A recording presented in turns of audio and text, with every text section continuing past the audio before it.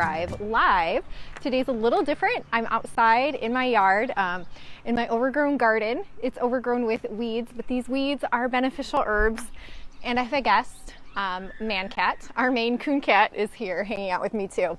But let's get started. So again, I'm Kristen. I'm an herbalist and aromatherapist.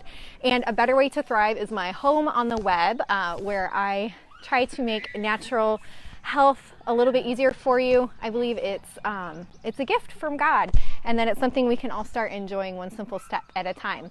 And part of helping Christians in particular start enjoying natural health is that I like to answer subscriber questions, and today do something a little different on the first Saturday of every month. And today we're going to talk about one of my favorite weeds, we might call it, but it is a really beneficial herb. And so I wanted to show it to you because, as I said, my garden's totally overgrown right now. We're going to rebuild all my boxes, hopefully for Mother's Day.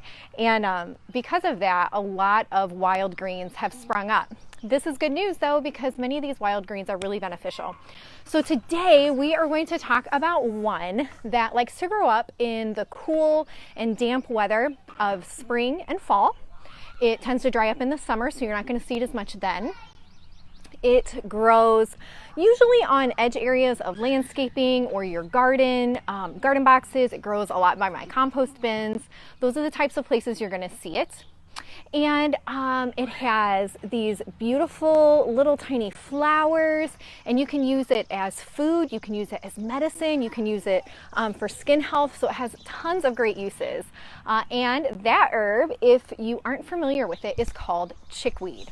Now, chickweed, the botanical name for it is Stellaria media, and Stellaria references the little flowers that are on it. So I'm going to pull some up. This right here is a whole big patch of chickweed. So I'm going to pull some up. You see my kitty walking around.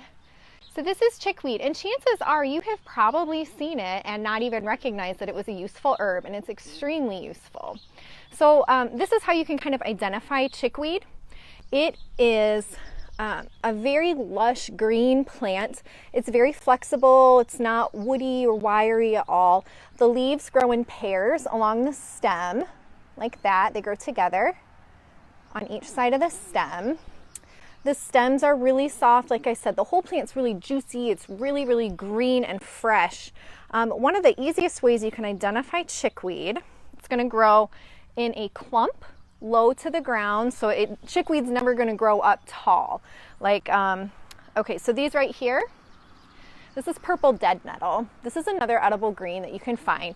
Purple dead nettle is going to grow a lot more upright. Chickweed will not. It stays low to the ground and grows in these mounds. They kind of spread out.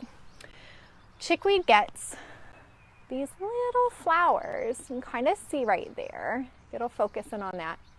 Gets these tiny little white flowers. They're very, very small, and they have 5 petals, but the petals are split down the middle, and so it looks more like there are 10 petals on the chickweed plant, but there's actually only 5.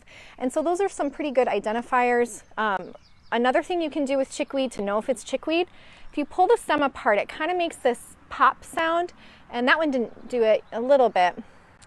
When the stem pops apart, there's going to be internal fibers that are sticking out. It's kind of interesting. It looks like a tube with another tube running through it. So those are some identifiers of chickweed. Again, very, very common. Chances are you probably have it growing near you. Unless you live maybe in the south, chickweed season would probably be done with. And so just one more look at it right there. Hi, Rebecca. I see you joining us. So chickweed, what can it do for you? Chickweed, like I said, you can use it as a food.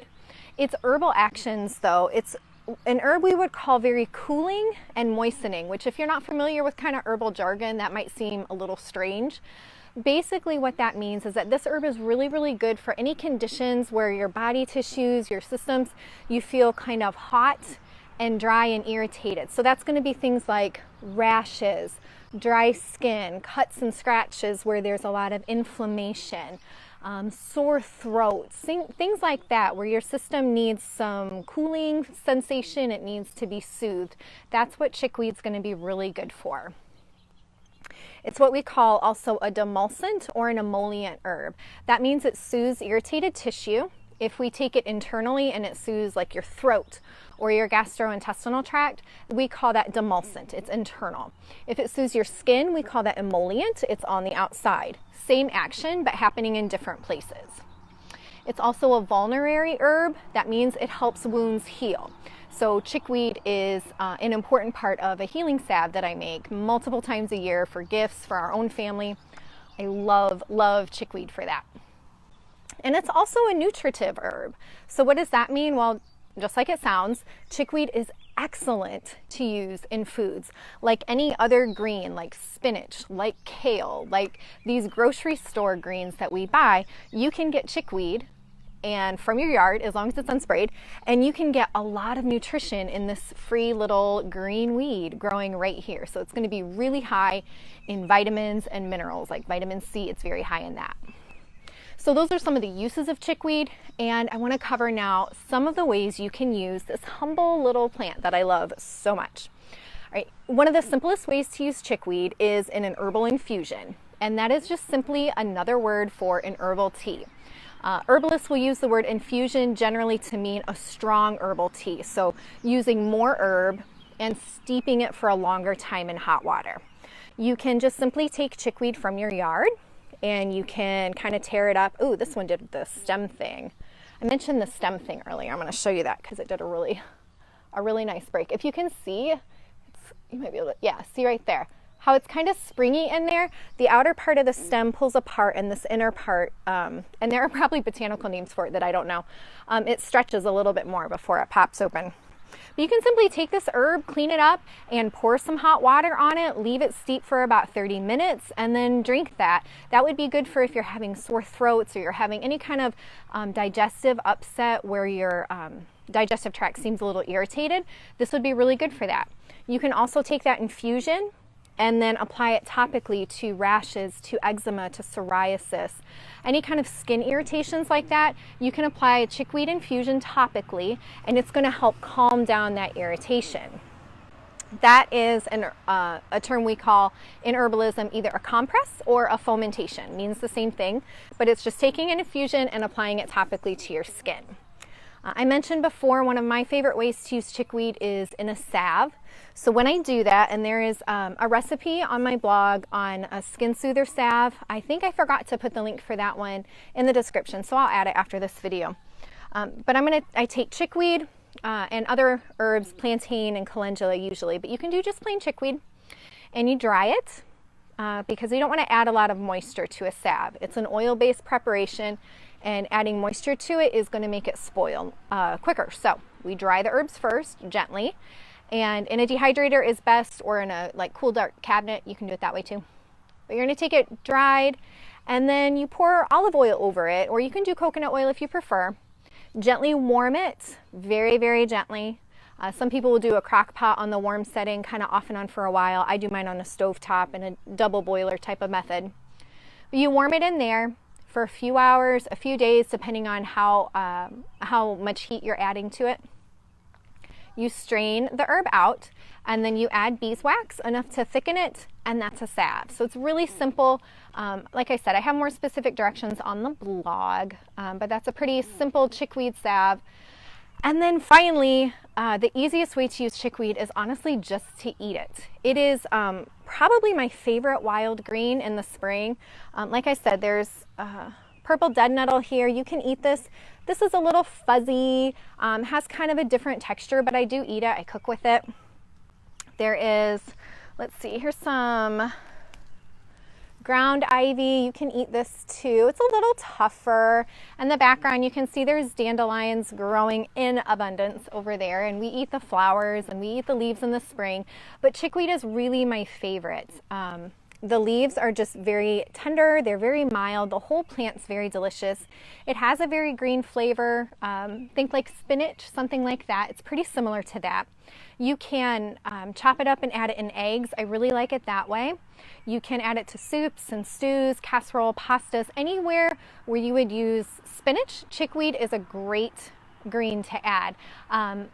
I love it in smoothies, and so I did put a link in the description for this video on chickweed and pineapple smoothies. It's really, really good.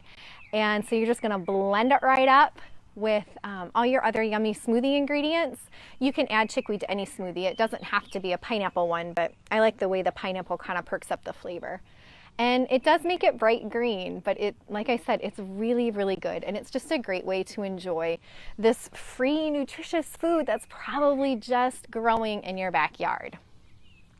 Now, what about safety for chickweed? Because anytime we're using herbs, especially medicinally, it's important to think about safety.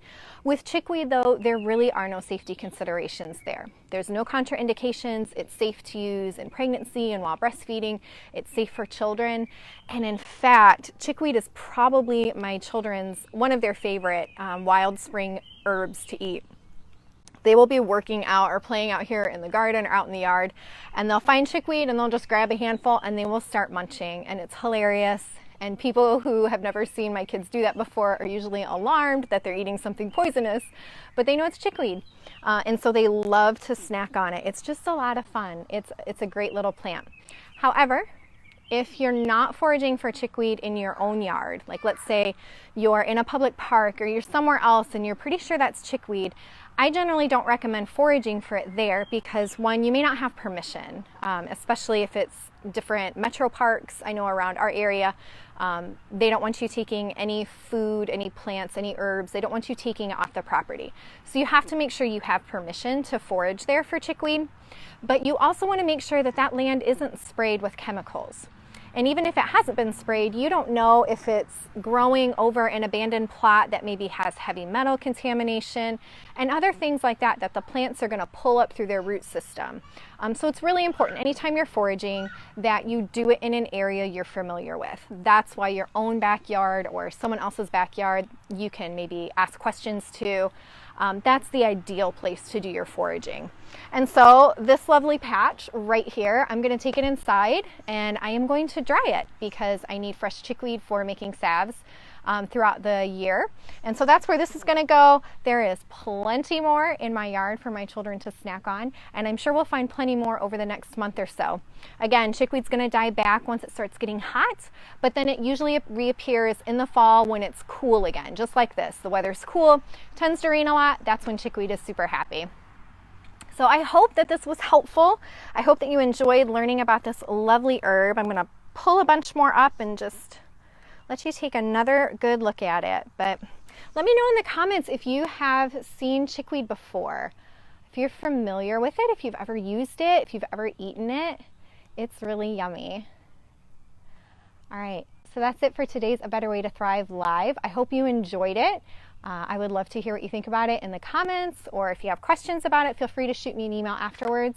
If you're interested in getting one of your own natural health questions answered, make sure you join the subscriber community, and I regularly ask for questions to be answered in another edition of A Better Way to Thrive Live. All right, enjoy the rest of your Saturday, everybody. I hope it's beautiful weather for you. It's cloudy here, but it's not.